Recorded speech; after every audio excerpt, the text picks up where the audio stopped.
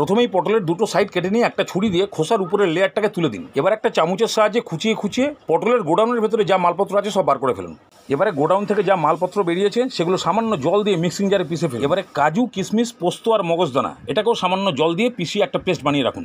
আসুন এবার রান্নাঘরে সর্ষের তেল ভালো করে গরম করে তার মধ্যে নুন দিয়ে দিন, পটলগুলোকে ছেড়ে দিন, আধ ভাজা করে তুলে নিন। এবার ওই তেলের মধ্যে 1 চামচ পাঁচফোড়ন দিয়ে পটলের শাঁস বাটাটা দিয়ে দিন, ভালো করে কষতে থাকুন। জলটা খানিকটা টেনে আসলে কিছুটা সেদ্ধ আলু ম্যাশ করে দিয়ে দিন। ওপর থেকে নুন, হলুদ, লঙ্কার গুঁড়ো, জিরের গুঁড়ো, ধনের গুঁড়ো আর কাশ্মীরি লঙ্কার গুঁড়ো দিয়ে ভালো করে কষিয়ে নিন। এবারে গ্রেট করে রাখা পনির দিয়ে সামান্য একটু চিনি দিয়ে ভালো করে কষিয়ে শুকনো করে তুলে নিন, ঠান্ডা করুন, তারপর সব পটলের মধ্যে ঢুকিয়ে দিন। অনেক হ্যাপা হয়ে গেল। এবার লাস্ট কাজ, তেল গরম করে এই গোটা মশলাগুলোকে দিয়ে হালকা ভেজে নিয়ে তারপরে আদা কাঁচা লঙ্কার পেস্ট দিয়ে দিন, ভালো করে ভাজুন, তারপর দিন টমেটো। ওপরে পরিমাণ মতো নুন আর রোজকার যে গুঁড়ো মশলা আছে সেগুলোকে দিয়ে টমেটোটাকে ভালো করে কষিয়ে গলিয়ে এবারে কাজুর পেস্ট দিয়ে পটলগুলোকে দিয়ে ভালো করে মাখামাখি করে জল ঢেলে ভালো করে সেদ্ধ করুন। পটল পুরোপুরি সেদ্ধ হয়ে গেলে ঘি, গরম মশলা দিয়ে নামান আর এইভাবে ঘরের লোককে খাইয়ে নিজের নাম কামান।